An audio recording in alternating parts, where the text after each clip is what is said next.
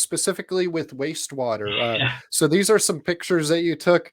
I remember when you kind of walked me through them. It's a little gross, but it's something that can be a concern with Granger customers. So take it away, Brian. Yeah, so this is called struvite. So anyone listening on the call just needs to work with their local wastewater and ask, hey, do you guys experience struvite? That question right there will let them know that you have a product or a solution because they all kind of experience it in a certain format of these government wastewater sites. And all struvite is, it's a mineral compound that is composed of magnesium, ammonia, and I think phosphate. So it's a form of hard water, but it's like hard water with ammonia in it, and it becomes a very sand-like substance, like what you see in the top right. The problem was at this end user site that this became 6 inches thick when they thought it was only a half an inch thick, and it started to build up in one of these chambers. So to the left, you see this chamber that was about 15 feet high. The actual sludge coordinator, which is one of the cooler names I've ever heard, went down and took a pickaxe, and he thought he was just going to knock it off. Actually, it started to come all loose, and that's when he realized how thick it was. He ran, jumped on the ladder, and crawled up it, and then it all started tumbling down. It was a safety.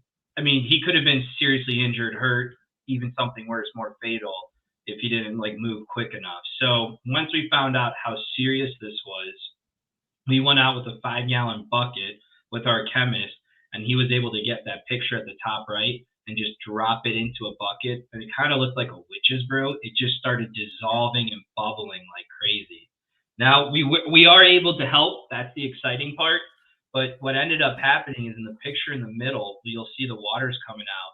You'll see that struvite at the bottom. It worked its way into the pipe, attached itself to the pipe, got so heavy it cracked the pipe, and now they're spending over $100,000 in cost, James, to replace the system.